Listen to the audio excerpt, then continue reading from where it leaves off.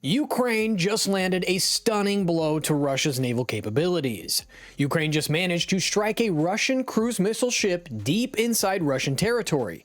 This is a significant tactical win. Ukrainian Special Operations Forces struck the Russian missile ship Russian Buyan M-class small missile ship, a carrier of caliber cruise missiles, on Lake Onega in Russia's Republic of Karelia. The ship was en route from the Baltic Sea towards the Caspian Sea. The strike reportedly damaged the right side of the ship's power plant compartment. The Ukrainian Special Operations released a statement that said Ukraine is continuing asymmetric and sensitive actions to stop Russia. They didn't disclose exactly which weapon system was used, though there's a high chance that drones were used during the operation. Importantly, Ukraine has already used drones, long-range missiles, and naval drones repeatedly to force the Kremlin to scale back its naval posture in Crimea. So why is this strike important? What does it tell us about the direction of the war and how Ukraine benefits? Hitting a military asset in Lake Onega inside Russia? That's bold. It demonstrates Ukraine can threaten Russian military infrastructure beyond its immediate border.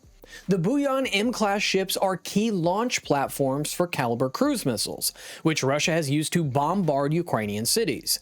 Damaging or disabling one of those erodes Russia's offensive missile capacity. Ukraine's success in degrading Russian naval missile assets forces Russia to be more cautious, to pull back or disperse its assets. For Ukrainian forces and the Ukrainian public, this is a morale win. It reinforces the idea that Russia is vulnerable. For Western allies, and particularly the United States, it shows that national aid is producing results, not just sitting idle. When Ukrainians strike high-value targets inside Russia, it validates continued support and intelligence for Ukraine. As Ukraine forces Russia to reduce its naval presence in Crimea and elsewhere by utilizing persistent drone and missile attacks, Russia is losing control over coastal and maritime lines of communication. With fewer naval safe zones, Russia's ability to project power across the Black Sea and adjacent waters is constrained. But war is not just about territory. It's about momentum, initiative, and psychological advantage. Every successful deep strike nudges the momentum towards Kiev. It forces Russia to react, redeploy, and perhaps make mistakes. Over time, accumulating these wins can shift larger strategic conditions. Let's talk about this from the American perspective, particularly for those who believe in a strong, principled foreign policy when dealing with Ukraine. Now, there's a lot of talk in some US circles of fatigue, but acts like this show that America cannot yield to exhaustion or isolationism. Supporting Ukraine is about deterrence and Putin, not just helping Ukraine. For America, this is a chance to reaffirm its strength overseas and show that Americans are ready to support when necessary. It complements Ukraine in this war by promoting global stability, protecting democratic values, and countering authoritarian aggression from the Kremlin. Now the Russian military has some decisions to make. Putin is evaluating the situation on the battlefield, and he has to decide what he wants to do about this attack. Russia may intensify its air defenses or move more assets inland. They could retaliate with missile barrages, drone attacks, or other attacks deeper in Ukraine. Ukraine must guard against this and ensure these operations are sustainable. To replicate or expand strikes like this, Ukraine will need more long-range weapons, advanced drones, and strong intelligence from Western allies. That means pushing for more support from the US and Western deliveries and innovating domestically. They will continue to buy weapons from NATO and the US, and Russia is examining the possibility of America sending Tomahawk cruise missiles to the battlefield in Ukraine. When momentum shifts like this, Ukraine may gain stronger leverage if peace negotiations become relevant. Russia might have to concede more or accept less favorable terms. The battlefield advantage influences diplomatic terms. A defeated or weakened Russia is not just Ukraine's victory. It's a victory around the world because it forces a leader like Putin to accept the fact that he's not going to get away with invasions like the one on Ukraine. But there were additional strikes on Russian targets over the week. Ukrainian drones struck the Kurishi refinery, triggering a fire that was later extinguished. Some observers saw the fire as it happened. Russia's local governor, Alexander Drozdenko, confirmed the drone attack and that the fire has been put out. 7 UAVs were reportedly destroyed by Russian air defenses during the incident. The Kurishi refinery is one of Russia's largest and most modern facilities. It was only opened in 2017. It processes tons of barrels of oil per day and is responsible for around 6% of Russia's oil production capacity.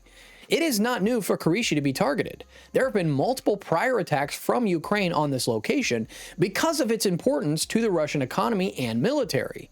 Ukraine has, over the past year especially, increased attacks on Russian oil infrastructure, chemical plants, and other facilities in the war industry nexus. These strikes are designed to disrupt Russia's ability to fund, supply, and fuel its war. Oil refineries are far more important than you may expect. They are a part of that economic engine that keeps military operations running. By targeting Kurishi, Ukraine isn't just hitting infrastructure, it's cutting into the revenue sources for Putin. These strikes weaken Russia's ability to sustain offensive operations. A refinery responsible for over 6% of Russian refining capacity, that's a major target, which is why we've seen repeated strikes on this facility. Russia heavily depends on energy infrastructure both for domestic consumption and export revenues. Disruptions in its refining capacity can lead to internal fuel shortages, which compounds the cost of Russia's war. As soon as Russia learned about this strike, they immediately knew what the consequences would be in the future, and they have an effect on the economy and Putin's military strategy. The fact that Ukrainian drones can reach Kurishi, cause damage, and survive to accomplish their mission shows improved capability.